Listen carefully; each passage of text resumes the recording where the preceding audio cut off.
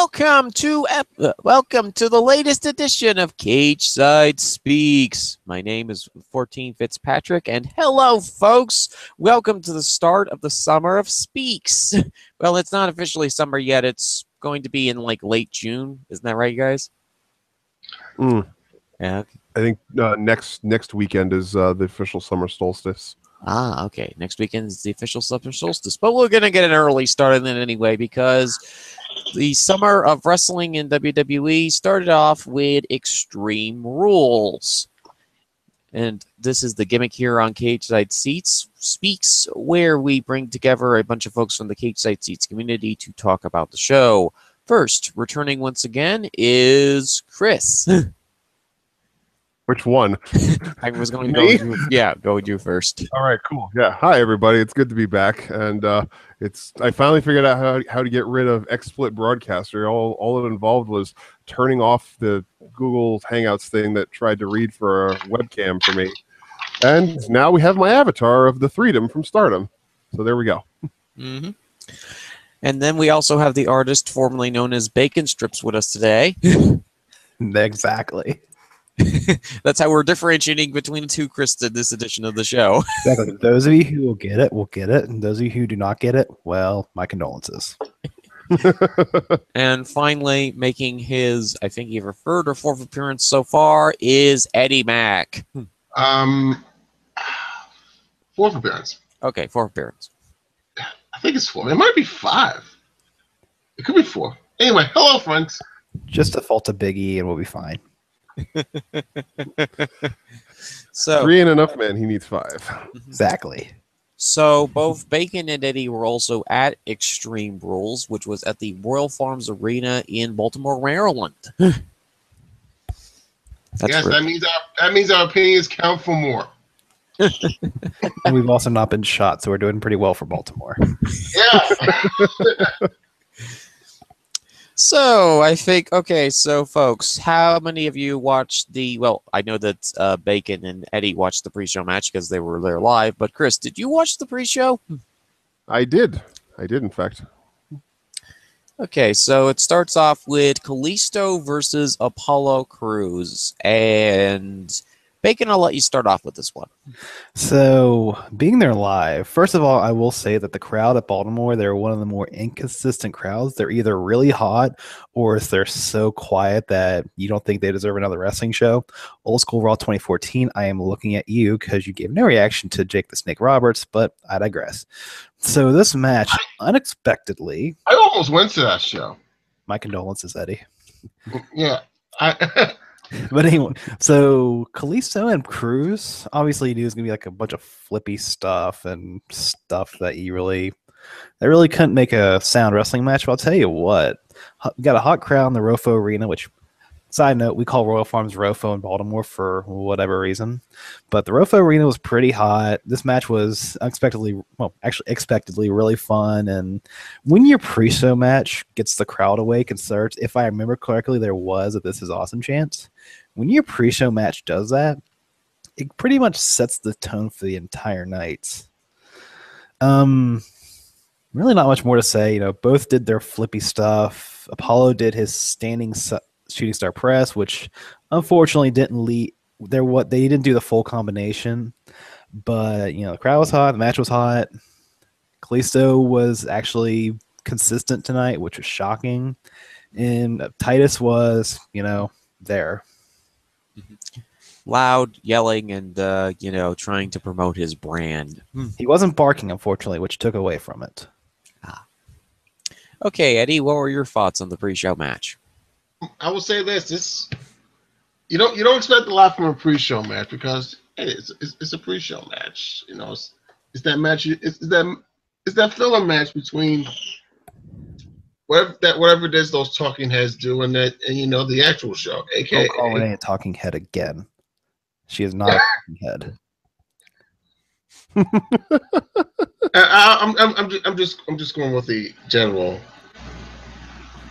The general term, the one that makes it easy for everyone to understand. I understand she's not. I understand she's not a talking head, but I just want to go with the catch-all term. You're getting bacon hot. You're getting bacon hot. I'm sizzling already. Well, bacon is best served hot. I mean, everybody. Like, come on, it's common sense. Like, would you eat bacon cold? It's either sizzling hot bacon or botulism. Oh. Exactly. But yeah. Anyway, this was a good match. I'll be honest with you. I didn't even know Apollo turned heel. I don't know when it happened because I haven't watched Raw in at least a month.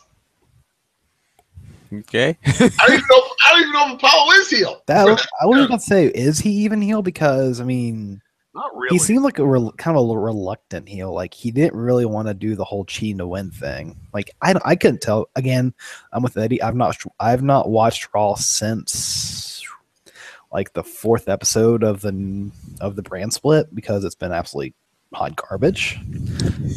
Mm-hmm. So seeing Cruz with Titus, who is also apparently heel, is like, wait a minute, what? Yeah. It made no sitting there. It made no sense, but it was a damn fun little match. But in the context of everything that's going on in the WWE universe, it makes perfect sense because the WWE universe, what's going on now, makes no sense. Except for NXT. NXT is just killing it. That they are. That they are, and I need to catch up on it because I watched like one episode in the last 2 months. Shame. Yeah. Yeah, I'm probably going to be doing some binge watching over the next few days. But I'm sorry, I digress. Pre-show, good match. Coolness. Yeah, the pre-show is cool. So, Chris, what were your thoughts on the pre-show match? About the same. I enjoyed the match. Kalisto and Apollo. I mean, they put on a good short, flippy stuff match. It was it worked well for them running through this whole gimmick with the Titus brand and Apollo being reluctant to go along with it, but he's still portraying more of a character than he had before, so I'm okay with that. And Salida del Sol off of Titus's face needs to be a thing that happens at least once a month, in my opinion. So, once a week. Yeah, well, I mean, once a week, I feel like it might get old pretty quickly. But no, it would not. Absolutely not. If I could have it on a loop like 7 days a week, if there's could be like a whole channel dedicated to that, like on a 24-hour site. Eddie, do we remember? Do you really hate Titus that much, Eddie? Yes. Eddie, okay. Chris, I don't know if you'll remember this. Fizz and Eddie, I know you will. Do you remember the old gimmick there was where Miz was unexplainably a face, and there was that whole everybody beats Miz thing we did in Daily? Oh yes, I remember that. That should be everybody beats Titus should be the new everybody beats Miz. Except oddly, Titus is less hateable than Miz was, whereas Miz was a babyface who ended up getting, for those who don't know, got giant swinged by Cesaro repeatedly into a barricade. Memory. And in an alternate universe, he's still getting giant swinged into that barricade. As we speak. Probably. So you don't like Titus O'Neil, Eddie? If I didn't like Titus O'Neil, it would be an improvement. I'll just say that, and I'll leave it at that. Okay. Yeah. I enjoyed the match, and I'm enjoying where they're progressing with the story. And I mean, if they can keep this somewhat consistent and don't just let it fall by the wayside like they have done in the past with a lot of the good lower card stories, then that's good. Keep going with it. So yeah, the Titus brand story continued on Raw with Titus attempting to win against Kalisto, or make a win as he would say, but he lost. And now Apollo Crews is also promoting the Titus brand because he's trying to recruit cruiserweights from the cruiserweight division, more specifically Akira Torazawa. Yeah, the whole former Dragon Gate USA alumni stable, which I'd be totally on board with. All three of those guys, Tozawa, Cruz, and Kalisto, are all very talented performers. And if they wanted to run that as a stable with Titus as the manager, I'd be perfectly okay with that. Dragon Gate Shield. Book it. Yeah, Dragon Shield. There you go. Oh my goodness, Yeah. that actually sounds like a good idea, and it would also Kalisto would have actually somebody backing him up because Braun's coming back soon, and he's probably going to want to dump Kalisto in a dumpster again. Pro tip for anybody who ever meets her, Eddie, I know you've heard this. Do not say Braun around Caitlyn. For those of you who don't know who I'm talking about, Caitlyn is the reviewer of Total Divas / Total Bellas. She also went with to Extreme Rules. And when you say Braun around her, she's a mark for Braun. Let's just say that. Oh, she's a big fan of Braun Strowman. Yes, she is. She loves her some Braun. She loves big, sweaty men. Wait. We probably should stop there. That probably could come out wrong. That could. You're gonna make Friday very awkward, Eddie. And for once, it's not gonna be my fault. Yes, The Baltimore Cageside crew gathering. Because we're gonna have a stable name soon. TBD. Later to be named later. Yeah. Well, I mean, unfortunately for you folks, this is where the card for the TV folks started to become a bit disjointed.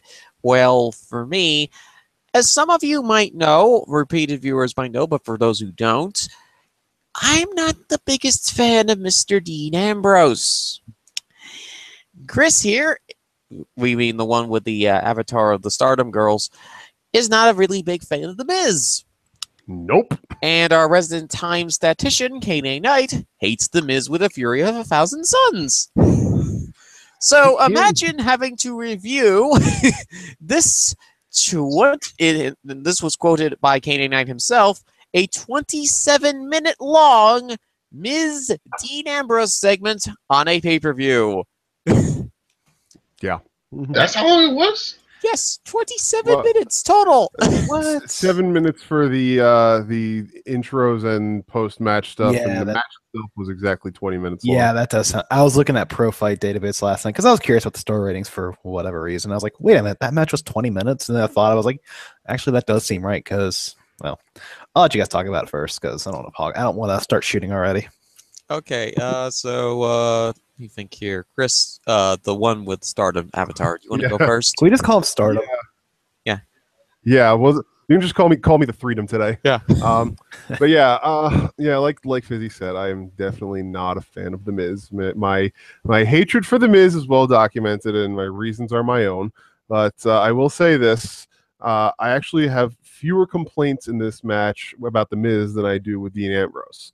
And I went in to this with my own podcast partner on Thursday about this.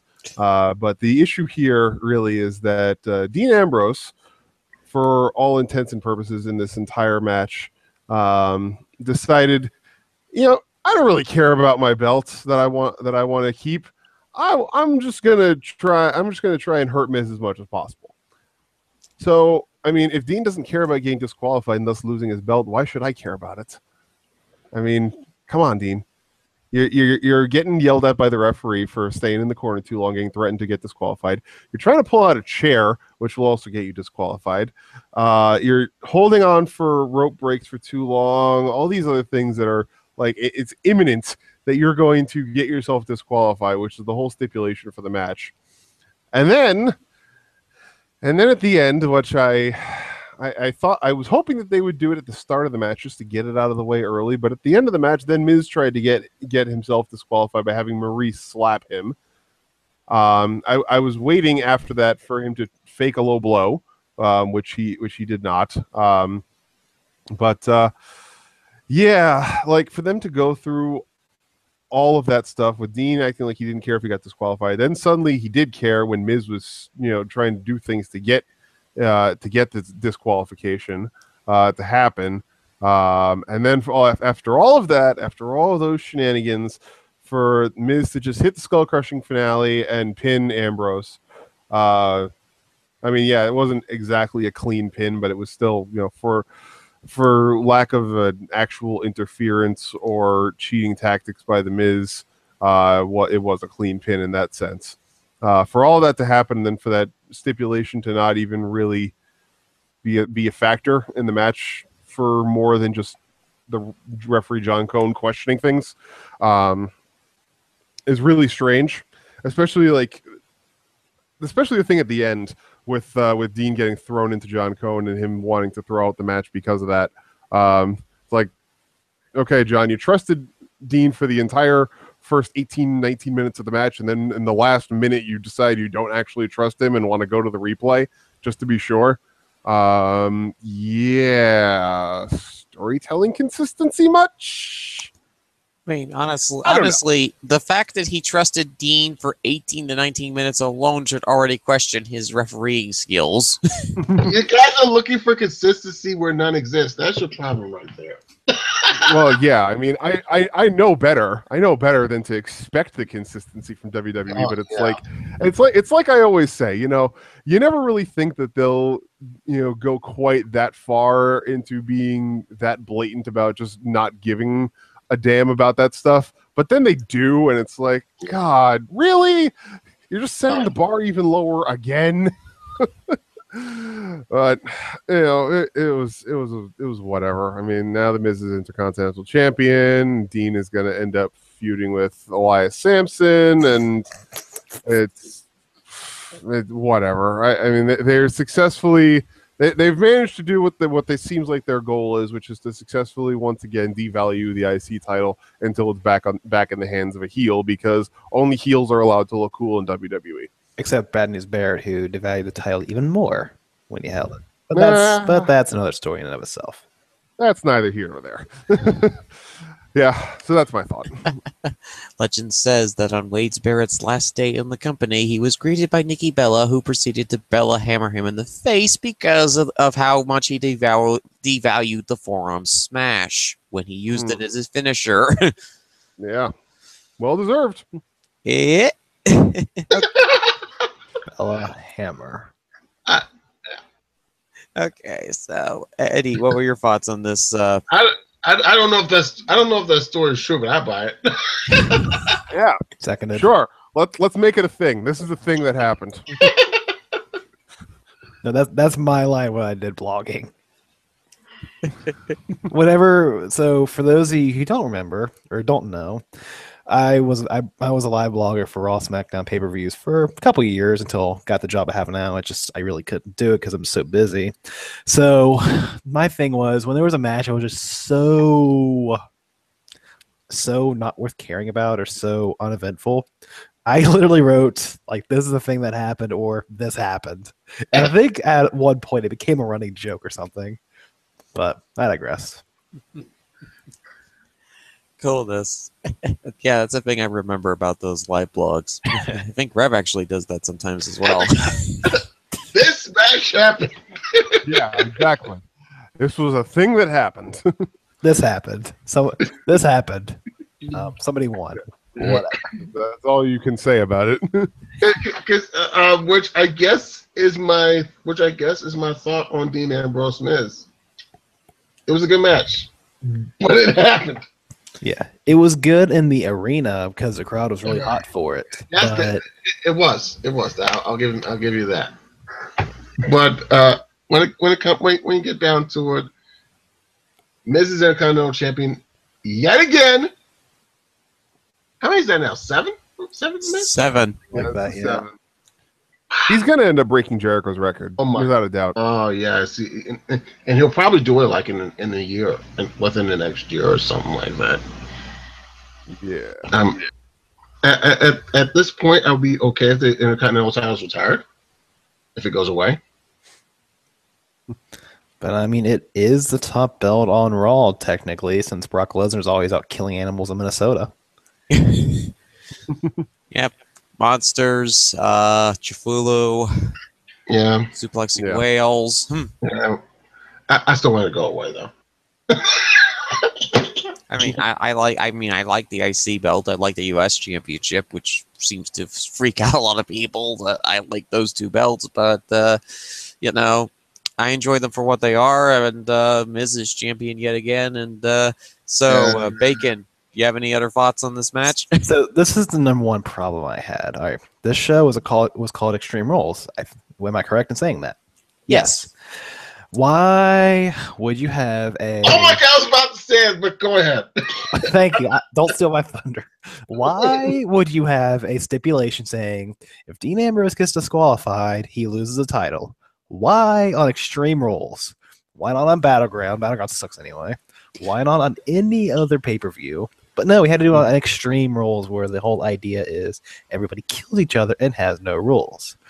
Yeah. That gripe aside, and the idiocy that followed in the match, which in hindsight was really stupid. I mean, in the arena, it was really good. The crowd was hot for it. I think there may have been a This Is Awesome chant, but it wasn't that awesome. But, I mean, as we all said, it just, happened. And everybody hit their spots. Miz did a figure four. Ambrose did a figure four.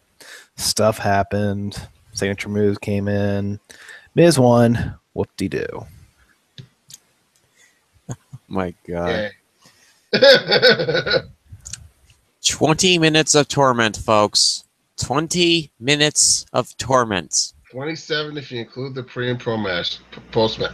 That is as long as Miz. That is as long as Lawler and Cole got at WrestleMania 27. We do not talk about that match.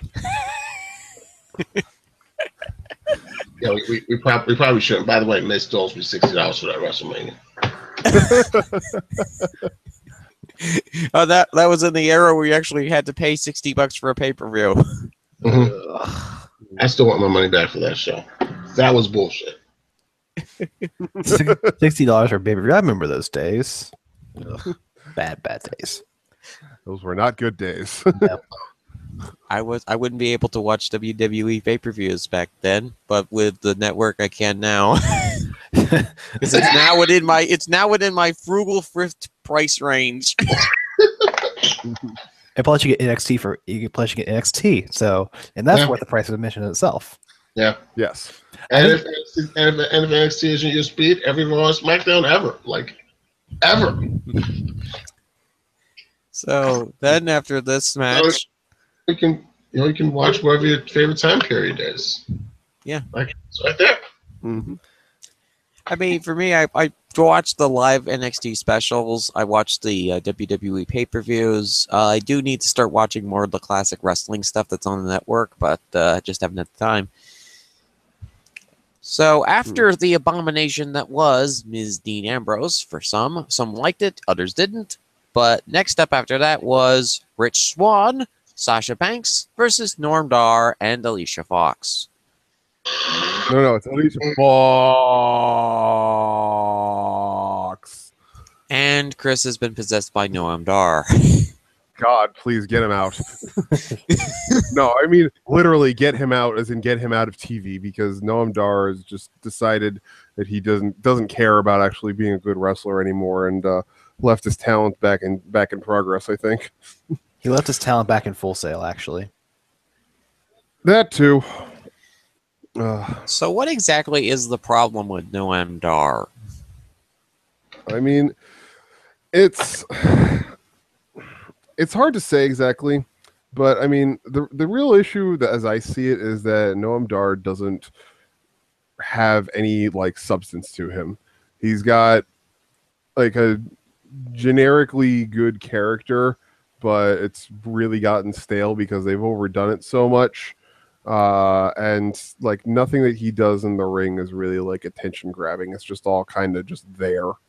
And like this match in a lot of ways was a repeat of the SmackDown 6-woman tag match that happened at Backlash last month, wherein we had a team of clearly technically better faces having to work underneath a pair of inferior heels, just to make them look good before eventually coming back and getting the win.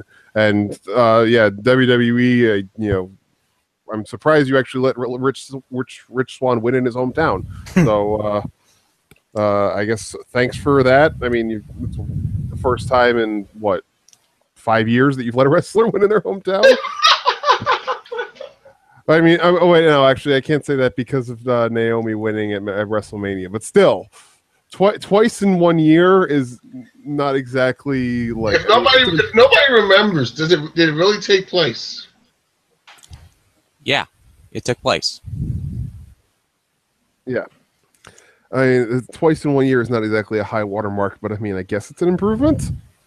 I don't know, but yeah, I mean, it was a silly way to lay out the match, and having Sasha and Rich work, or well, specifically having Rich work underneath Noam Dar as he's continued to have to do for months now is a waste of Rich Swann's talent. But you know, then again, they've been wasting Rich Swann's talent this whole time since he got signed to the company. So I suppose there's nothing new.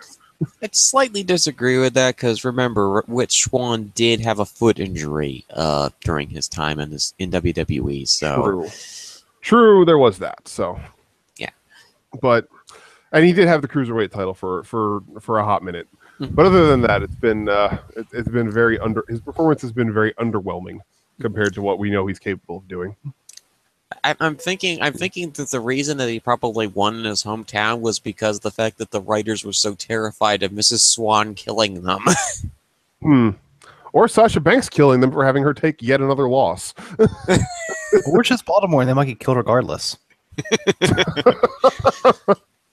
And you are aware who Mrs. Swann is, right? Oh yeah. Nobody wants to have the red wedding in the middle of a WWE ring. I mean, some of us might actually want to have the red wedding in the middle of the WWE ring and actual raining blood from the rafters, but you know, Su Yung coming to WWE is something that would horribly tame someone who does not need to be tamed. So I'd rather they didn't do that. Okay, so Bacon, what were your thoughts on this match? Honestly, it just happened. Here's the thing, though. This is the thing that made me laugh. Eddie, you can back me up on this one. So, when Swann's music started playing, he came out. There was a pretty decent pop for him. Yeah. And then when they announced he was from Baltimore, he was like, "Oh wait, he's from Baltimore." Pop even louder. Yeah. I think that's pretty much what happened. And then Sasha came out, and well, meh. But the match was just about as generic as you can get. I mean, there's really not much more to mention. So, yeah. Okay, so 2 out of 3 thought the match was okay, but it was just there. So, Eddie, what were your thoughts on this match? This match happened. Maybe stealing my thunder. This match happened. Yeah, this match happened. This match happened. The right team won. Let's move on. And then Swann and Sasha danced their night away. I seem to be one of the few people, I've realized this, I'm one of the few people actually really enjoyed this match, but maybe it's because of the fact I haven't been watching a lot of 205 Live lately, but that's because, once again, I don't have a lot of time on my hands right now. So basically, I enjoyed this match. I thought it had a very high energy. It did its job right. Everybody played their part as well as they could have. You know, I wasn't really too concerned about the faces playing underneath the heels, but, you know, the right team won in the end, and my mother was very impressed by that. What is that move that Rich Swann does? Is that a 650? It's a Phoenix Splash. It's a Phoenix Splash. Oh, Phoenix Splash. Okay, Phoenix Splash. Yeah. It's a twirling, it's a tilting 450 off the top rope, or a twirling 450 off the top rope. Neville and Seth Rollins both do it as well, and somebody brought up in the thread while the show was going on, it's like, okay, WWE is so concerned about wrestlers having unique finishers, and yet 3 people are using the Phoenix Splash as a finisher or a setup move. Can we maybe pick one? And I said, you know what? I mean, Rich Swann still has not done the standing 450 since he came onto the program, since he came onto the main roster. Like, they haven't had him do it since the Cruiserweight Classic. So can we bring that back, please? Because it's too good of a move to let it just sit in the basement, not being used. Okay, so after those first 2 matches, we reach match number 3. Oh boy. Yeah, I was just about to do that. This was interesting live, but go ahead. Go ahead and start. I've got so the match itself is Alexa Bliss versus Bayley, a kendo stick on a pole match for the WWE Raw Women's Championship. Now, me and Sal yesterday did a deep analysis on this particular match, but I thought it was okay. at least for me, because I'm a big Alexa Bliss fan, not the biggest fan of Bayley. So seeing the Pixie Hulk literally smash Bayley with a kendo stick was okay. I can live with that. She also did the Jake Roberts DDT again, which is awesome. It basically kind of parallels her as sort of this mini Jake Roberts of the women's division. She is a snake, so Yeah. you know I'll accept that. Mm-hmm. I'm just waiting her to redo the classic "Trust Me" promo that Jake Roberts did when he was a Do you heel. trust me? Yeah. Do you trust me? Yeah. Do you trust me? You trust me? So, also, Bayley probably could have used a Hulkbuster in this match to beat Alexa, but the Hulkbuster wasn't there. She had to settle for a kendo stick. Eddie, let's go with you first. What were your thoughts on this match? I will say this: if you told me that Vince Russo was rehired by WWE within the last 4 weeks, after seeing this match, I probably would believe you. I mean, it's literally God, this match frustrated me so bad. Oh, dear. So, you did not like this match? Fuck this match. There we go. Where's the now? I want this match. I want all the footage of this match burned, along with the footage of the Bayley. This is your wherever coffin that is in, whatever ash pile that is in. This match should go into. So, you want this match to burn? Burn it. Burn the fuck out of it. Can we tie Dewey Foley with a rope and have Alexa and Bayley beat him up with a kendo stick so that candy and sock puppets may rain down upon the children? No, that's not a good enough weapon. I say beat him with a cinder block. But then how would Dewey come back full circle? I truly, truly believe that was a prolific vision by an ECW mutant after consuming a can of WD-40, that he peered into the future and saw that this segment was about to happen and wrote up that sign that said Kane Dewey. Does Dewey have a 3-year-old son? No. Well, when Dewey has a 3-year-old son, Kane him. Then it comes full circle. Obviously, we do not condone child abuse on this particular podcast. I should let people know ahead of time. Absolutely not. Absolutely not. Don't do that, people. Seriously, like, Oh my God. don't get yourself in trouble for that. Wow. Yeah,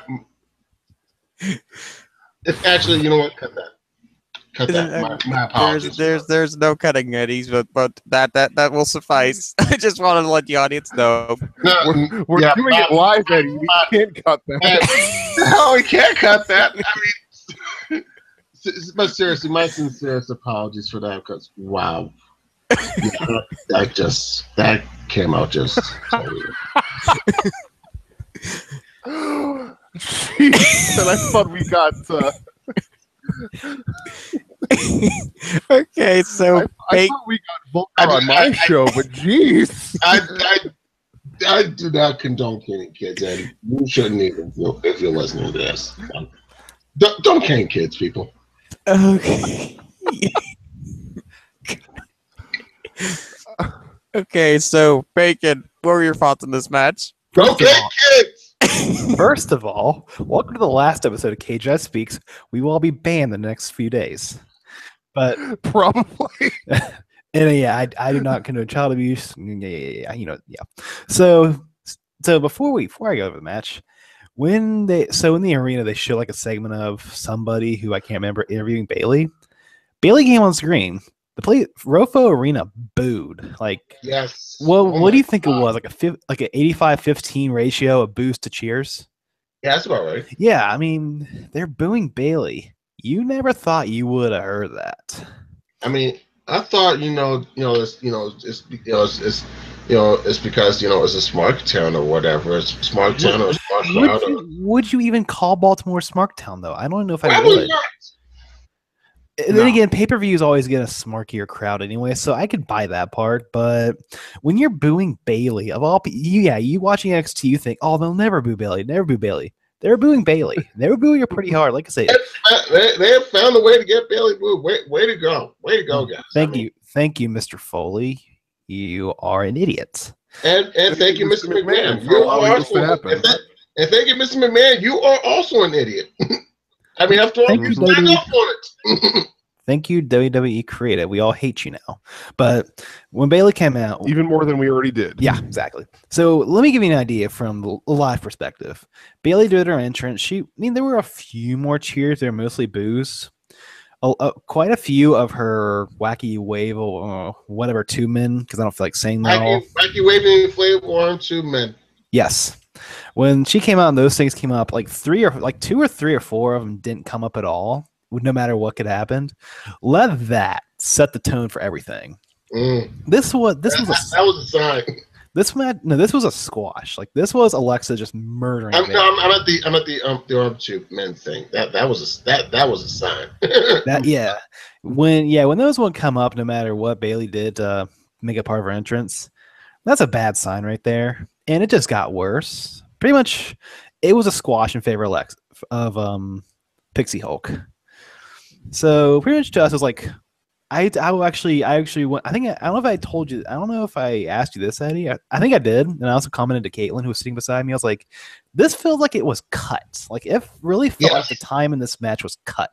Yes. Because I don't know if you guys saw this on TV, but I think between this match and whatever was next, they did the Drifter came out and sang a song about Baltimore, which, as heelish as it was supposed to be, was actually 95% true. So I don't know if they cut time from the match for that or what happened, but it felt obvious that it was rushed and Bailey got squashed. Pixie Hulk won. Fans were happy for Pixie Hulk, not exactly for Bailey, but it's TLDR, this happened. Okay, Stardom Trio, what was your thoughts? I love this differentiation. Let me tell you. There is a very, very strong difference between being altruistic and just being a dumbass. Bailey in NXT was altruistic in her character. Bailey on the main roster is a dumbass. I don't understand how, after a month of physical, mental, and emotional abuse in the clinical sense, not in just the general hyperbolic sense, but in the clinically defined sense of what abuse is. How Bailey, after a month of abuse in all those different forms, could pick up a kendo stick, have Alexa basically helpless in the corner, and then hesitate to actually use the kendo stick. I mean, really?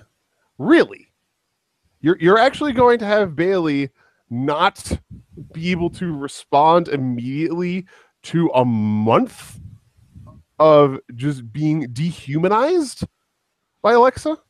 That's really what we're going with here. This is the character who is supposed to be the hero to all the little girls in the audience, who's supposed to be the one that inspires them to go and chase their dreams and be all that they can be and do the best that they can. She's supposed to be the female John Cena, and you basically just turned her into a worm that got stepped on by Alexa Bliss. Good job, WWE. I remember a year ago when Bailey was on her way to the main roster, we all said, that being the general crowd that watches NXT and WWE, we all said when Bailey was on her way to the main roster, oh, it'll be fine. There's no way that they can mess this up. This is a surefire thing. They're gonna get their act together for this. Sure that they've screwed up badly with Charlotte and Sasha and Becky, but they're gonna do okay with Bailey. I mean, there's no way that they can possibly screw this up. 10 months later, here we are. Bailey has been officially and completely buried. And I mean that term in exactly the way that it's supposed to be utilized. I don't care that everybody hates that that term is so overused in wrestling. Bayley is buried here. This was a 5-minute squash by Alexa Bliss. Bayley, who used to be the star with the biggest potential in the entire women's division, has been basically thrown into the dirt. So, yeah, hooray, women's wrestling revolution. You were good while you lasted. Goodbye. Wow. Following on that too, so I watched on YouTube. I can't remember how I got to it, but it was like a video of the entrances over to that match. You could just tell Bayley it's not the same Bayley we had even a year ago. She looked like she was hating her life. And I'm not saying that. Right. I'm not saying that to be funny or anything, but she looks like she's down. Like she's not. She wasn't excited to come out and get beat and squashed in 6 minutes. I don't doubt it, and like, because I'm sure she remembers probably better than any of the rest of us do. 11 months ago, Battleground 2016, when she came out as Sasha Banks' partner against Charlotte and Dana Brooke and got either the biggest or second biggest pop of the entire year from the audience. The entire year. That was either the biggest or second biggest pop that happened in any WWE event, any stadium in the entire world. That alone should tell you how bad WWE was in 2016. Well, that alone should also tell you just how much of a sure thing this should have been, and instead was not. Yeah, I mean, this is. I went into some pretty far-fetched theory crafting about this. I'm not going to go into full detail about, but I'm convinced at this point that Vince really is just stuck in the whole idea that women's wrestling should be back to the way it was in the 90s, where it's all sex appeal and not talent at all. Then there's not going to be there's not supposed to be an equal presentation of the women, and this is probably the biggest proof of that we can point to, is that all of the performers who are capable of both good character work and good in-ring work on the main roster are sufficiently and completely just irrelevant in a lot of ways. It's terrible. I mean, Bayley is buried. Sasha's with the cruiserweights. Charlotte and Becky are like chasing the title, and Lana is about to get a title shot on SmackDown. And she'll probably win. And the Raw Women's title scene consists of Alexa, Nia Jax, Mickie James, and Dana Brooke. So. Can I get a refund, please? Can I call for a refund, please? And can I also send like immediate warning letters to all of the women who are inbound for the Mae Young Classic, telling them, please, dear God, reconsider. Please don't do this to yourselves. And people were so excited for the Mae Young Classic, but then this happened.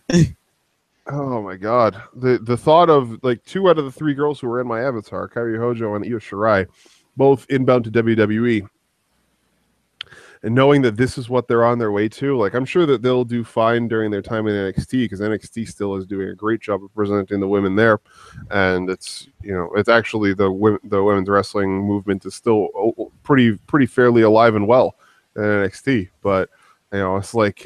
I'm full-fledged hoping that none of them are promoted to the main roster before Vince is no longer in control of WWE, because I don't want talent like that to be subjected to this kind of treatment.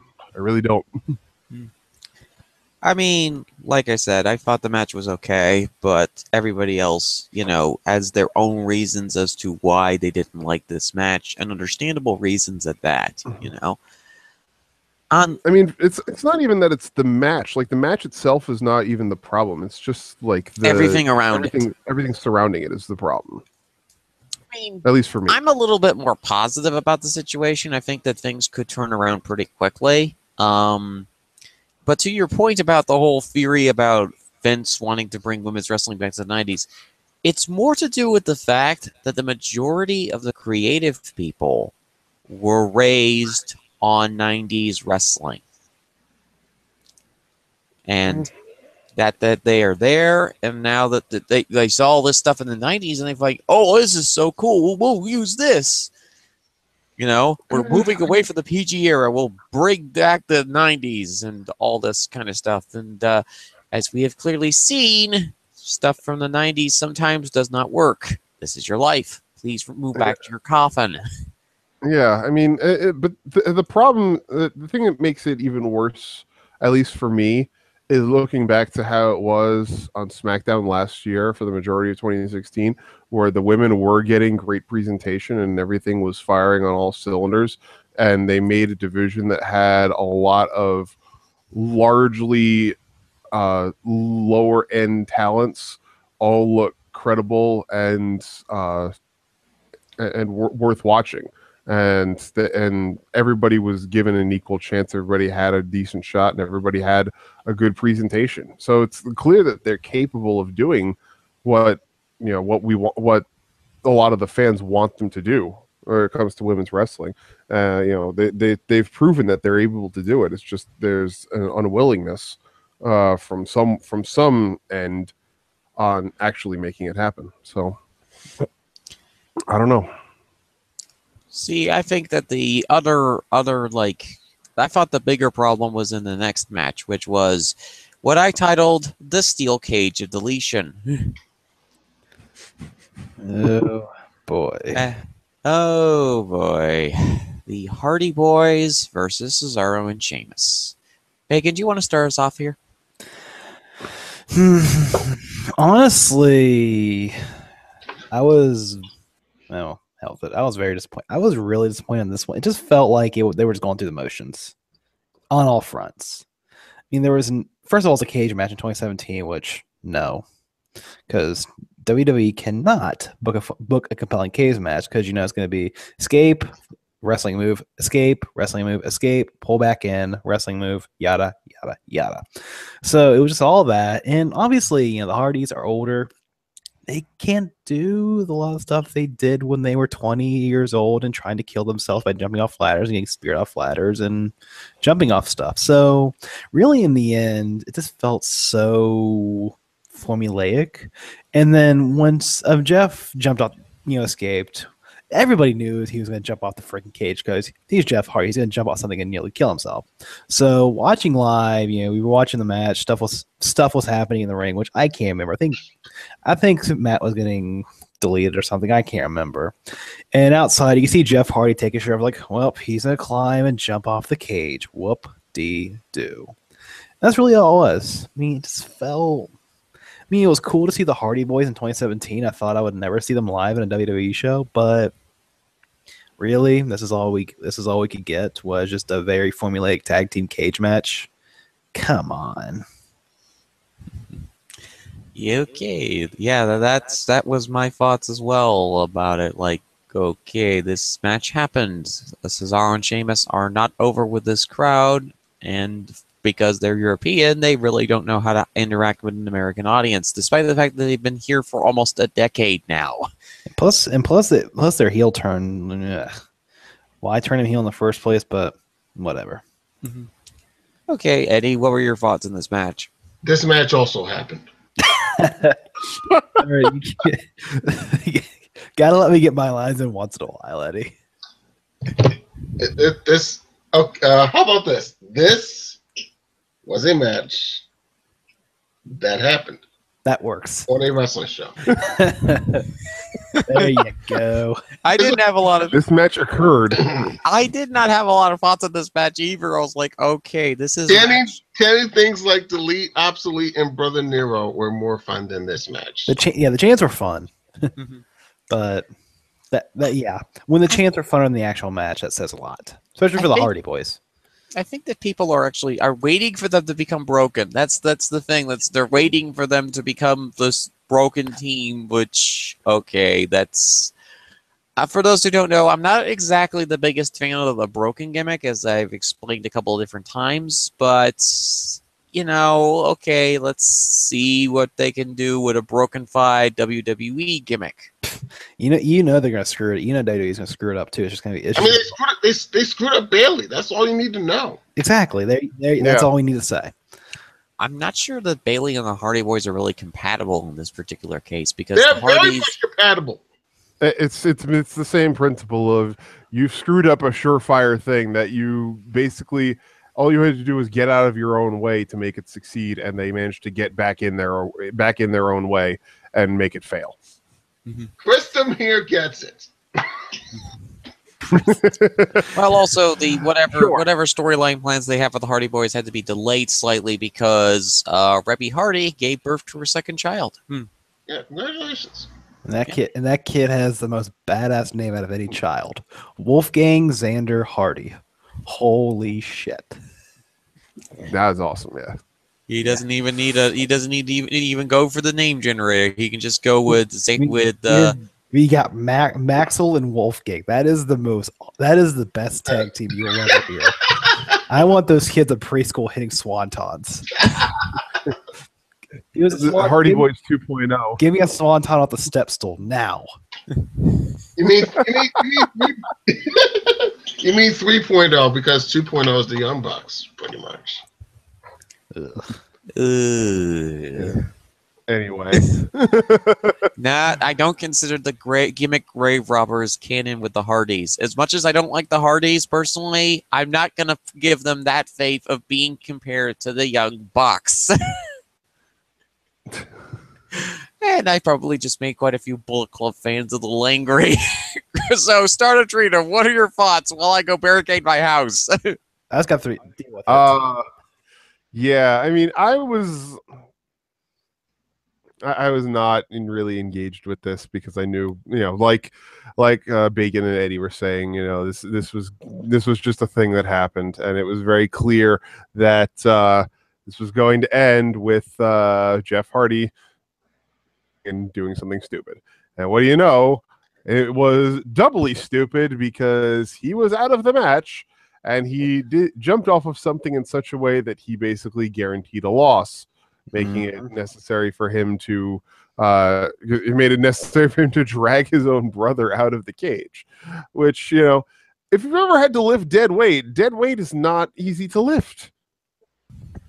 But especially when you're Jeff Hardy and you're how old is Jeff? 37, 38? 39.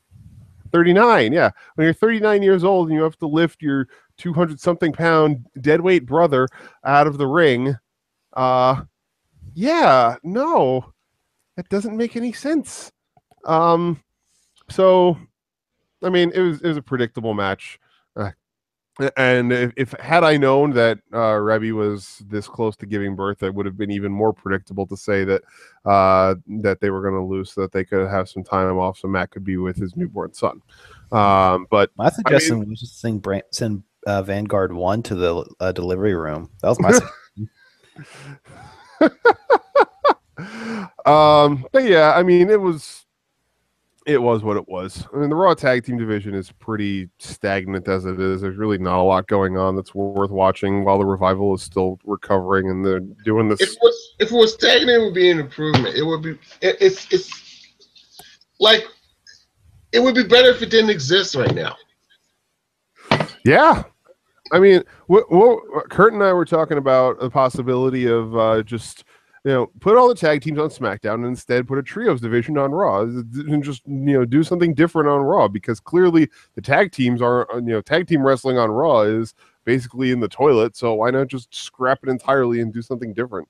Although, at least, in all honesty, the tag division is actually doing pretty good in Raw right now. Although that's mainly because we're going through two breakups right now. The Golden Truth angle and whoever has been attacking Enzo. Yeah, Revival. Well... I mean, but that just sends them into the singles divisions, though. So, I mean, it's essentially taking talent away from the tag division, which makes it even harder for them to run storylines. Well, with this week's angle on Raw, we might actually be having a new tag team being formed. If things comes to worse, well, Enzo's got another giant to team with. Because we definitely don't want Enzo, the singles wrestler. No, we don't. Honestly, the tag team should go where the cocaine is, and all the cocaine is on SmackDown. So why don't we just move them all there and just have a good old tag team showcase? I mean, the Usos clearly need to share their stash because they are way too coked up for their own good. Although they are not too coked up for the good of everyone else because we're all enjoying the hell out of it. So, yeah, their whole day one-ish, it's not paranoia, it's the Usos, which is cocaine. The best tagline for anything in WWE right now. I don't care how many times they've said it; it's still day one is H. Day one is H. Rollins tweeted that he passed Day the road sign that said itch. It said ish on it, and he said, "I'm on the case." God. Okay, so Seth Rollins is going to get his legs broken by the Usos. Or he was going to get a free sample of cocaine out of it. Oh Lord, Seth doesn't need any more stimulants to cause disasters. Yeah, you're right. My God, this show's going off the rails. We're talking about big people with canes, and now we're talking about cocaine abuse. We're already banned. Just another episode of Cageside Speaks, folks. 87 is in. So after the steel cage deletion, which was just like the most average match ever in a steel cage, then we had the heroic feat of Neville wrestling a 50-pound sack of flour the entirety of a match. Where's Caitlin when we need her? Okay, so Bacon, you wanted to start us off with this one? So let me give you an idea here. Let me tell you a story. So before the game, or before the wrestling show, I went to the Earls game, met up with the Boss Ain't Ratchet, who, by the way, is really cool. Like, Eddie's cool. Everyone I went with is awesome. And all of y'all are awesome. So whatever. So we all met near Orioles Park. We were waiting on Caitlin. She came up. She was wearing an Austin Aries shirt because I can't remember her reasoning, but she was wearing an Austin Aries shirt. This match was going on. She actually commented a couple times. It was Royal Farms Arena. This was the only time the place was dead. In her words, it was uncomfortably quiet. I believe that's what she said. I can't remember exactly, but it was dead for this match. And honestly, the match, with the crowd not being into it, it was mostly boring because why on earth would you put cruiserweights in a submission match? I mean, that makes no sense. Because you have Neville who can do some crazy stuff, and you got Austin Aries who can do some stuff too. But why in a submission match? In fact, here's my issue with a submission match. It was slow, like all submission matches are. I was always under the impression submission matches were always no DQ, no count out. Why in the hell was the ref going for countouts and DQs? Why?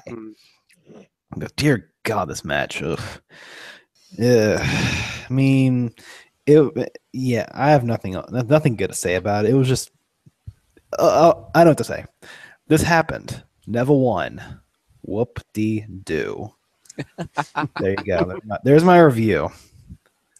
Like we said in the start, this show was extremely disjointed. So, Eddie, what were your thoughts on this match? Extreme snores. If 205 Live gets canceled, and I predict it will within the next 12 months, this match is the reason why. Next. Man, 12 months? Man, you're generous. I'm thinking 6 months. I'm giving myself a little wiggle room. I don't think it's going to be canceled within 12 months. I think it'll probably last an additional 3 years. Jeez, man, you're generous. You're giving them a lot of credit. What is like? Is there like a second coming of Cruiserweight Jesus or something? Need I remind you, Vince McMahon likes big, sweaty men. 205-pound or less men are not big or sweaty. Neville's pretty big. He's not like the guy's less than 6 feet tall. Therefore, he's not big. He's got muscles, though. Not 6 feet 5 inches tall. He is not big. He is not a 6'5" Samoan god, nor is he a 6'10" backwoods badass. He's a vanilla midget. Therefore, all he is a vanilla midget. Vince McMahon sees in two body spectrums. So small guys that job out to big guys, medium-sized guys that he doesn't know what to do with, big guys, and then the really big fat guys. Yes. And Braun Strowman. Yeah, that's essentially what we get. Yeah. So, what were your thoughts on this match, Stardom Trio? Yeah. I mean, yeah, like Bacon said, why they were going for DQs in a submission match and countouts is beyond me. I mean, think back to the amazing Hart Austin submission match at WrestleMania 13, and there was that shot with the ring bell right to Austin's head. Thank God that wasn't a DQ, because that would have ruined one of the best matches of all time. That match is seriously in my top 3, and I'm gonna bury Caitlyn. She's never seen it, and I was very disappointed in her.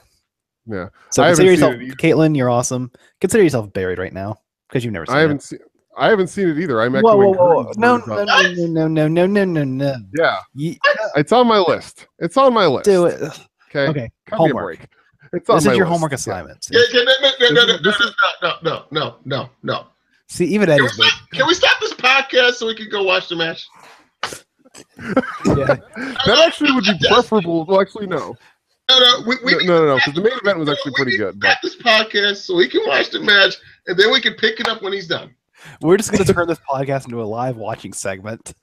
Yeah, we're gonna do a live. You know what? As a matter of fact, since I got my PlayStation 4 on right now, let me turn off the Spotify. I don't know if you're listening, can hear this, and I had some WWE music on in the background as the show was going on. There's a chance you might hear it. There's a chance you might not. I don't know if it picked up or not. I mean, if it didn't pick up, it's probably because I don't want to get this here YouTube channel get them a copyright strike or whatever, because that would be bad times and all that. But I'm gonna put on the WWE Network right now. Wait, you're worried about copyright? What were we talking about earlier? I'm gonna watch with the volume down because I have to. We have to watch it with the volume down. I'm gonna put the submission match on from WrestleMania 13. Yeah. I can find out. And you guys with your. I think copyright infringement is the least of our worries on this show, Eddie. Just saying. God dang it, Eddie. But anyway, to get back on topic, Don't cane kids. I can't reiterate that enough. Do not cane kids. Anyway, let me go back to what I was saying before about having to lift dead weight. And Austin Aries, you're an idiot, because you did the last chancery on the outside of the ring where it wouldn't have counted for a win, and then had to lift dead weight back into the ring on an injured leg. That is a Darwin Award candidate. Are you a dumbass or are you a dumbass? He is the dumbest ass. Yeah, he is the dumbest ass of this event for that, because that is just criminally unforgivable. My God, like, how do you not realize that this is just going to make the match even harder for you to win?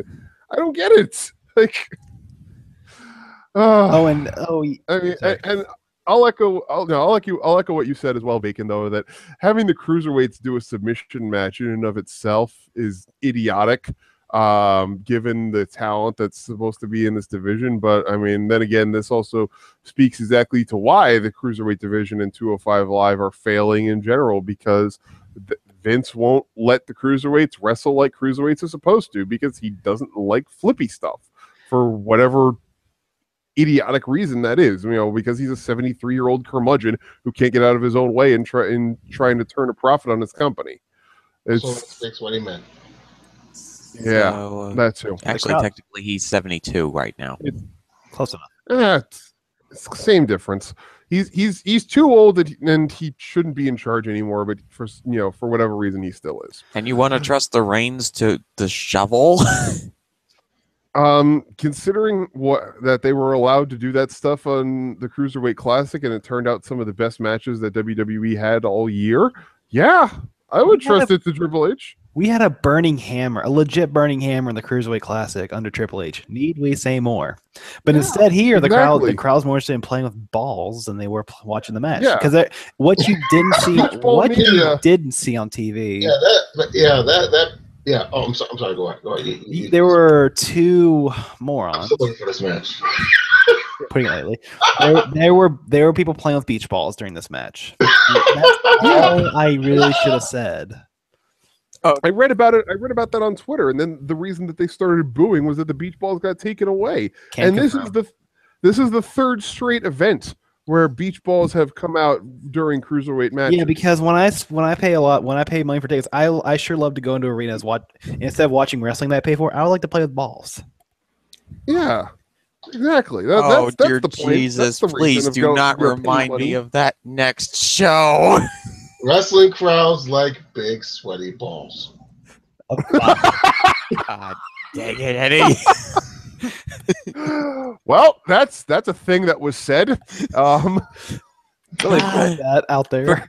For those of you who don't know, I am refusing to absolutely say the name of the next pay-per-view because apparently Vince McMahon decided to listen to a song that he suddenly realized, oh, wait a minute, this song is now 50 years old. Let's use it as a title of our pay-per-view.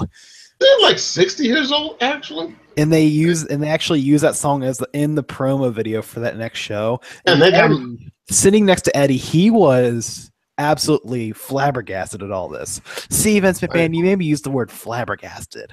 Good job. It's like there's the whole idea that he's trying to bring his program back to its glory days. I didn't realize that its glory days were the 1960s. Thanks. 1950s. 50s. Yeah. So yeah, this song is almost as old as Vince's. That's what he wants. He wants this to go back to being an age where he still feels young. Yeah, I don't know if people have seen the post on Cageside. It was posted a few days ago. The average, the median, the median audience age for WWE shows is like 54 now. It's almost as old as that song. So in a weird way, it fits. Well, most of the fans are AE fans or rock and wrestling fans or those who survived the new generation. So, yeah, they'd be that old. Those who didn't watch the shows in the Attitude Era as kids, those guys are in their, 30s. Oh, my God. This is... Bringing the Attitude back with flaming balls. Great job. That's why I call this pay-per-view WWE Bonfire instead. I have a better name, but I'm not going to say it. Mm-hmm. No, it is not. It's somehow less appropriate than we were talking about earlier. Something. So I will send it to you guys privately, and everyone else out in the world, whoever is crazy enough to listen to this entire thing, will have to wonder what I'm going to call it. Or sign up for CagesideSeats.com, your one-stop shop for wrestling news and banter, and join us there to find out about it. You still will not find out. After that was so after this boring match, so let me get my rant out of the way. Austin put some effort into this. God dang it. This match was good, I thought, because Neville literally carried this 50-pound useless sack of flour around the ring and was actually getting legit angry at points about the fact that Austin was seemingly pulling a Dean Ambrose and not selling the knee. Oh, yeah, I forgot about that. You're right. Oh, God, it was frustrating to watch. How is it that the Donner Party of Professional Wrestling, TNA, is the only company that Austin seems to have put any effort in at all? Yeah, I'm not going to even bother answering that. I mean, I have no answer for that either, but that is the they're the only ones that were willing to put up with him being a sexist douche nozzle. I mean, I can understand why. That's the only explanation I can give you. Well, honestly, like I said, my theory of Austin not being sleazy in WWE is because of the fact that he literally still has nightmares from those tube men. Because he met the bad cop down in NXT. The bad cop in NXT back in the day was Bailey. Now, picture that mental image of Bailey just being the bad cop and Alexa Bliss being the good cop. I'd pay for it. Whatever. We're getting Crow Bailey soon anyway, so why does it matter? Yep. You see that like Bailey's still going to be around. Oh yeah. Good point. My bad. So, after the carrying of a 50-pound sack of flour, we have, ladies and gentlemen, the Fatal 5-Way Extreme Rules match to determine the number one contender for the Beef Jerky Championship of Champions, aka the WWE Universal Championship, held by Brock Lesnar and sponsored by Jimmy John's. Our 5 contestants in this particular edition of the match are, first, from the Isle of Samoa, Samoa Joe. Second, from some cult backwoods area in Florida, Bray Wyatt. Third, returning from injury, from Ireland, Finn Balor. Fourth, man who is going to die in this match, Seth Rollins. And finally, everyone's favorite wrestler, the beloved Roman Reigns. You had that whole thing worked out, didn't you? You prepared for this. Yep. Yeah. Wait, that was pretty good. Yeah. Well I'm done. gonna send you a cookie. A Cageside cookie? Just a cookie. Oh. I don't trust Cageside cookie, especially after this show. Wow. So this match was the best match on the show, which was a shock because it was a main event WWE match, and it was really, really good. It was a multi-man match, too. Yeah. So, Stardom Trio, do you want to start us off with this match?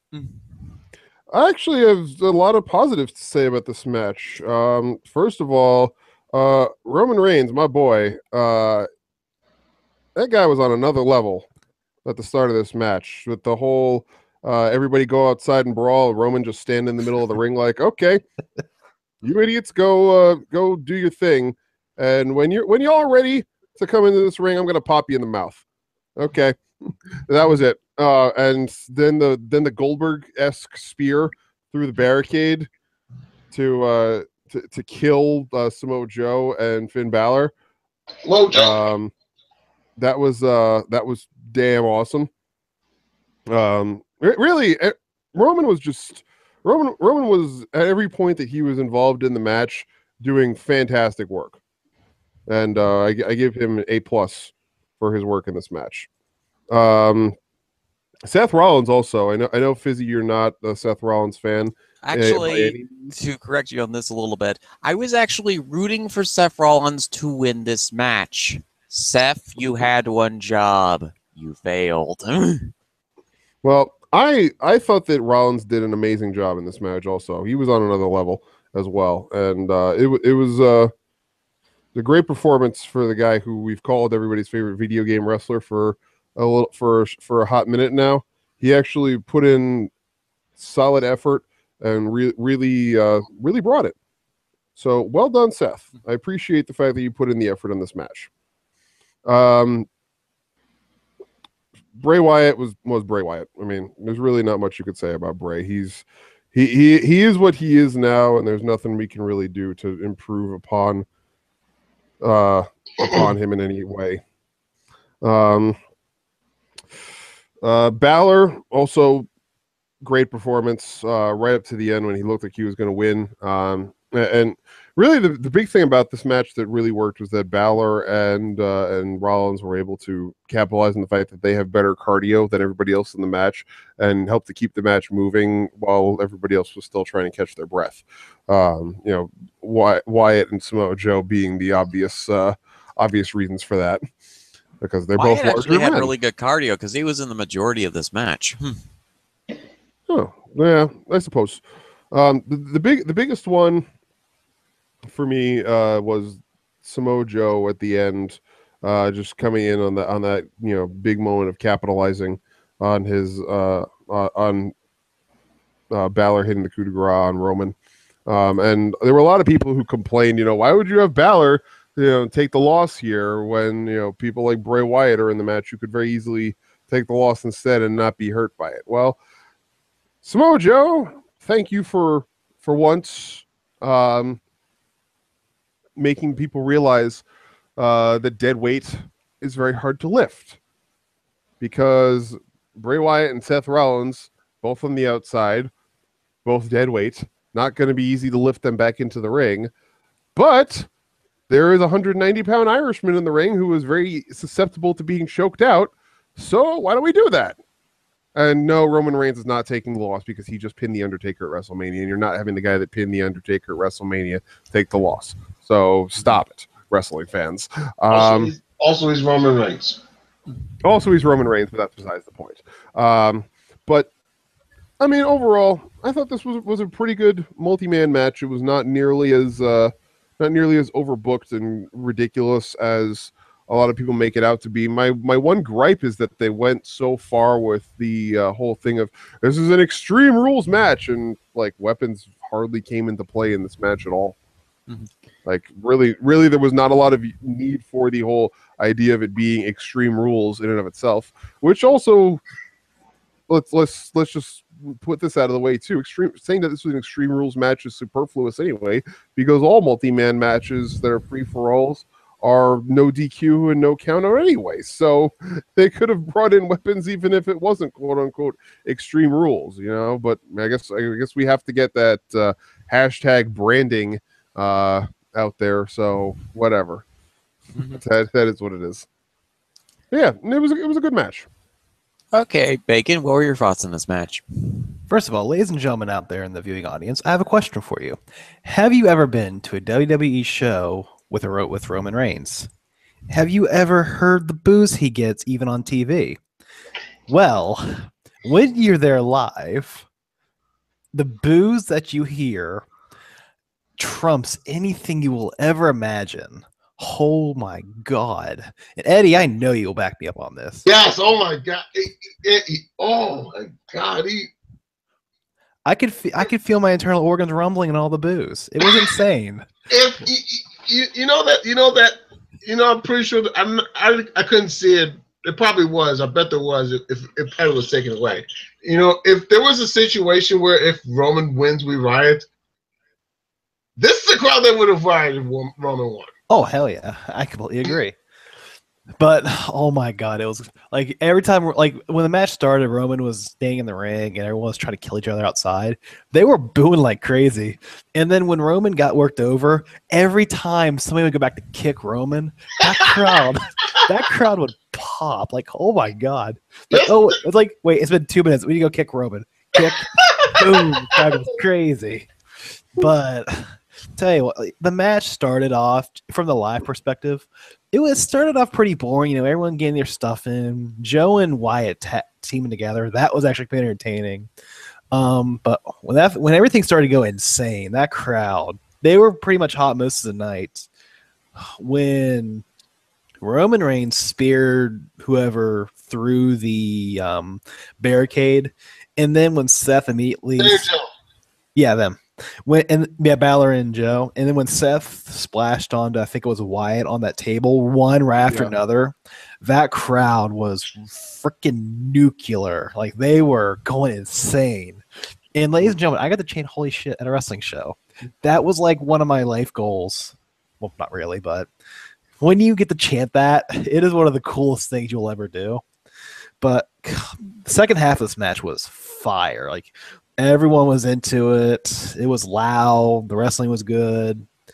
I am a little disappointed that Finn went back to the coup de grace. I really wish it was see him bust out the Bloody Sunday or whatever they called it back in NXT. But 1916. They call it 1916. Bloody Sunday sounds better, so I'm using that. It does, yeah. But it would have been cool to see the Bloody Sunday, but I can see if they're using that as like the ultimate kill finisher. It is. That twist of Joe coming in and choking out Balor, which it was pretty cool to see kind of a callback to that because that happened a few times in NXT. Yes, I'm actually bringing up NXT continuity, which is impressive from a Raw show. But just the fact that like even though it did start off slow a little bit, that match, oh god, that match was awesome. The crowd was into it. I was into it. Everybody was into it. And in my opinion, the right person won because Joe versus Lesnar for about 10 seconds will be fire, and then Lesnar returned Lesnar suplex F5 win. I'm hoping it doesn't turn into that, but we'll see. No, turn into that. Yeah. Let's just completely forget that Goldberg annihilated Lesnar twice, and so it's gonna be back. Oh yeah, Joe's gonna get some kicks in, might even get a muscle buster in somehow, but Brock's gonna no sell suplex. How many suplexes? Over, under 10? Go. I'm going under. Under. Yeah. Start him. Yeah, because Joe's a big man. Joe's a big man. I'm gonna go with 6. Lame. Okay. I'm going 2. I'm going with 10. I'm gonna go even 10 because that seems to be the average for a Lesnar match nowadays. Yeah. Yeah, because apparently Brock Lesnar forgot how to be a great wrestler even from 2013 SummerSlam and from 2002, 2003, 2004, and all Lesnar knows how to do is suplex Kimura and F5 and kill animals. Yes. Animals, Chifulu, suplexing whales. And F5ing sharks. Let's go back to 2003. Yep. You're okay over there. That's just too funny. The whole suplexing whales thing. Oh man. Anyway. Well, technically he did that. It was called Big Show back at whatever Royal Rumble it was. 2015? 14. It was 2014 in Pittsburgh because I was gonna go to that one, but they were calling for snow, and well, obviously I didn't, which sucked because I would have loved to boo Batista because that would have been awesome. Batista. Oh, exactly. Mm-hmm. Oh, by the way, side story because everyone out there really cares. So the Orioles game beforehand, every time an Orioles player came out, they played a different wrestling theme. So you hear like some of the wrestling themes I heard include Glorious for Bobby Roode. JJ Hardy, who for those Orioles fans out there, like they do like the JJ Hardy, like they do AJ Styles. JJ Hardy got AJ Styles' theme when he came out, which was perfect. But I also heard Batista's theme, and I wanted to boo so badly, but I kept it in. But you restrained yourself somehow. I'm not good at that usually, so. So did they play Roman Reigns' theme for the opposing team? Oh, that was a huge missed opportunity. Oh my god, that would have been amazing. And plus the good thing too, they were playing the Red Sox that day. And for those who follow baseball, the Orioles and the Red Sox aren't exactly getting along well right now. Oh, right. They're assaulting one another. or somebody sliding to somebody or whatever. Oh man, I'm gonna call and complain about that. They should have done that. But no, unfortunately, nobody in the where's the foresight, man? Unfortunately, only about 10% of the people in attendance would have understood it and gotten it, and less than that would have booed. Because when the Red Sox play Baltimore in Baltimore, it's about a 50-50 split of Baltimore fans and Red Sox fans. Well, they could all be united in their hatred of Roman. That is who true. is beloved by all. There's your olive branch. Yep. Baltimore fan, Red Sox fan, Roman Reigns fan. Who wins? I'll give you a hint. It's not 1-on-1-on-1. It's 2-on-1. I would probably say the Reigns fans actually went out at the end because they're a very hardy bunch. Roman Reigns fans. Oh yeah. Plus they can no sell spear Superman punch. I'm sorry, I mixed it up. No sell Superman punch spear. Goodness. That is what we do. Boo. And get booed very loudly. And a jackhammer just to rub it in. Oh, the jackhammer. So, Eddie, what were your thoughts on this match? This was a fun match. And I recommend everyone watch it. I mean, maybe for like one viewing. I don't know how it came across on TV, but if Roman even so much as took a breath, if he even so much as took a breath, people were booing this man. It was amazing. Yep. I don't know how it came. I don't know how it came across on TV. I think I saw somewhere it said they turned down the. Yeah, I think I put that. I think I told you that. Yeah, apparently I think it was on Twitter or maybe in Cageside that they had muted the crowd mics. But believe it was the booing that man received. Oh my. It was for those of you who hate Roman Reigns, it was cathartic. Because when you can feel your insides vibrate because of all the boos around you, that says something about something. Yeah, and he was smiling all the way down the entrance. Oh, he had that shit-eating grin on his face. He knew he was enjoying it. See the thing about him, he knows he's gonna get that reaction, but he just takes it in stride, has fun with it. Well, yeah, because he cares about getting. He doesn't care about people booing him. He cares about collecting his paycheck, and he's still collecting his paycheck at the end of the day, no matter what. I mean, as long as the check still clears every 2 to 4 weeks. Big merch. Mm-hmm.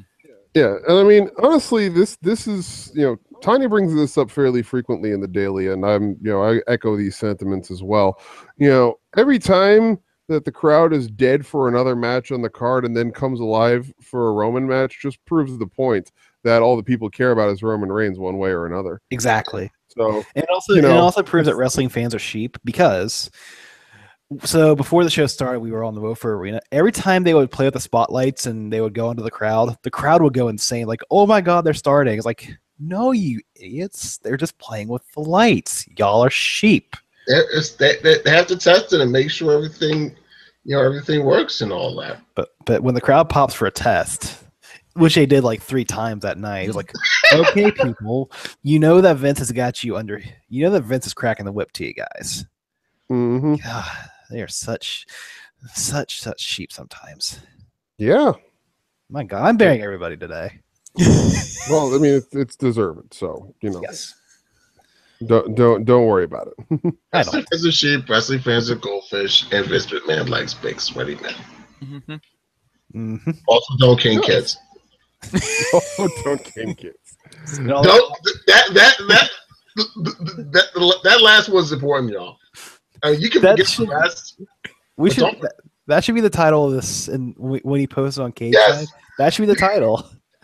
Cageside speaks. Don't cane kids. Best subtitle ever. I think people are not gonna. Some people are not gonna understand it, but then. Oh yeah. They're going to be intrigued enough to watch it. That's for sure. And then we'll be banned and cast into Cageside history forever. Rendered to the annals of history. In a way, and be classified as obsolete. Yeah, on a normal June 10, 2017, 4 Cagesiders were banned for promoting child abuse and cocaine use. We're doing great. We're doing great. I think I might be fine. We'll see. Yeah, you're just the moderator. You'll be okay. Okay, so this match was awesome. I really enjoyed it. I loved the one thing we didn't mention in the match is that Seth might have retweaked his knee on that table spot. Because he looked fine the following night when he had the match on Raw with Samoa Joe. I think he's okay.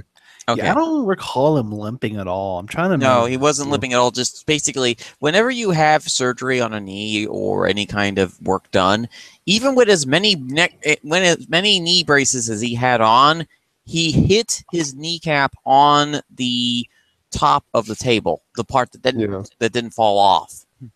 Yeah, it's like that one section of the table that is supposed to fall down forward instead of just going straight down. That was where he hit it. Yeah. So he actually sold for like 5 minutes, but now that was the thing that happened, and I thought the finish was really good because Samoa Joe choking at Vinnie McBrogue is just was a very enjoyable moment to see, because you think, oh, he's gonna pin Roman.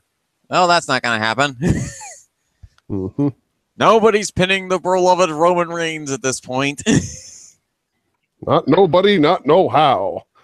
Except Braun, for whatever reason. Well, yeah, Yes. because he's a big sweaty man because he's brawn. So, we have another pay-per-view to look forward to. It's Samoa Joe versus Brock Lesnar for the Beef Jerky Championship of Champions, sponsored by Jimmy John's. It looks like that Seth is going to be getting into a feud with Bray. Oh, goody, he's in purgatory now. Basically, yeah. And Finn Balor is, well, creative has nothing for you, Finn. So just sit there and look pretty and smile. Yeah, fade away in class. I think that is obsolete. he might end up feuding with Roman. I mean, I won't just they say are obsolete. only two. Huh? The follow-up to I'll fade away and classified as obsolete, then someone has to yell obsolete. Someone has to say obsolete. Obsolete. Office Max. There. Office meat? I don't know. Office Max. As in the supply store chain, because I'm thinking. I'm thinking of those old Rubber Band Man commercials for whatever reason. I was trying to find a way to rhyme it somehow. Yeah, I mean, that's the title match is the one I'm like least interested in. I'm more interested in everything else that's going to happen at that pay-per-view, to be honest. Yes, the legal teams of both the person that owns the song to that name that I will not say on air and the WWE lawyer team will be having a battle royale. Because apparently WWE may have screwed up in this case because they are now having issues with the estate of the musician who created that song. He's still alive. No, he's still alive. Yeah, he's still alive. I thought the issues were settled. Yeah. Or were they not? Goodness gracious. By the way, Nope. by the way, I'm watching the submission match from WrestleMania 13. Attaboy. If you haven't seen it, it is amazing. In fact, you should stop listening to this podcast right now and go watch it. Well, first and foremost, we need to get our final thoughts down. So, Yeah. Eddie, you go first. we probably should do that. Okay. Yes. Submission match, WrestleMania 13, amazing. Submission match, Extreme Rules, not amazing. In fact, most of Extreme Rules was not amazing. It was good. I mean, it wasn't terrible, but it wasn't like blow your mind amazing. It was good, which I guess for 2017 is fine. Also, don't king kids. Very important. Okay, so Bacon, what are your final thoughts on this? Before I start, show? ladies and gentlemen out there, I would like to formally apologize on behalf of Stardom, Eddie, and Fizz for somehow talking about caning kids and cocaine and other things that may be seen as inappropriate. We here at Cageside Speaks do not endorse any of that. So, just so you know. Which I haven't. I'm sorry. Sorry, a second. That being said, WrestleMania 13, Bret Hart versus Stone Cold Steve Austin, one of the best matches ever made. Watch it if you haven't. There are two people I am thinking of that need to watch it. One whose name rhymes with Halen. The other one is sitting here on this podcast and he has has three women in his avatar. But Extreme Rules, seeing it live, awesome with a hot crowd. Watching on TV, which I do not plan to do, probably not so awesome. Things happened, wrestling happened, people chanted, beach balls were thrown, and WWE is still somehow running. Goodness gracious, great balls of fire. Where do we go from here? Oh my God. We go to a pay-per-view with a penis on the logo. We can all see it. It's right. Look at it. It's right there. You look at the logo and you tell me it's not there. And then we go to Fizz absolutely having a freak out about all this. So Yeah, Fizz sounds like he's about to have a seizure here. Yeah, so- my dude. You said the name, Bacon. You said the name. I was making a song reference. Start. Oh, What Lord. are your final thoughts? This show should have been better. It wasn't, and I shouldn't. I'm not surprised that it wasn't. And WWE only has themselves to blame. Money in the Bank is next weekend, and it probably also won't be all that great. So yeah, go watch New Japan. That's my thoughts. And you go watch WrestleMania 13, Bret Hart versus Stone Cold Steve Austin. Yeah, I'm gonna get to that. I'll make sure I watch that before I watch Dominion, which is actually at 3 a.m. tonight. But I'm gonna watch Dominion tomorrow morning. I will watch that submission match before I watch Dominion tomorrow morning. And you must write a 3-page paper on it and the importance to it. I'm not writing a damn thing for you, boy. Okay, boy, how would you just deal with it and write your damn paper? Fine. You're not my real dad. So, I'm probably too while a mean for shoot that. fight is about to occur on this podcast, this show was a okay show for me. I mean, I had decent expectations for it. It basically fit those expectations. The opening match was good with Kalisto and Apollo Crews was good. The tournament of 20 minutes involving Dean Ambrose was, well, there. The mixed tag I thought was really good. The Bliss Bailey match I didn't really have many issues with, apart from some psychology issues and whatnot. And the rest of the show was also good. The main event was fantastic. The steel cage solution was average. Neville pulling a miracle and carrying a 50-pound sack of flour was fun. And, this show was what it was. It was not really extreme, but it did have a lot of rules which were convoluted and disjointed. So, after this show, well, before that other show that airs in July, we have Money in the Bank. Oh boy. And if you thought that Raw had issues, SmackDown equally has a lot of issues. But we'll get to that whenever we get to that on the next edition of Cageside Speaks, whether that be Money in the Bank or that other show. WWE Bonfire. So, thanks, folks, for tuning in on this edition of Cageside Speaks. We hope you enjoyed this broadcast. As Eddie has repeatedly said, please don't cane your children. And we will see you next time Okay, for the kids. latest edition. Yep. For the latest edition of Cageside Speaks. This has been 14 Fitzpatrick. We hope you have a good weekend here, folks, and we'll see you next time on Cageside Seats. Okay, kids. Have a good day, ladies and gentlemen.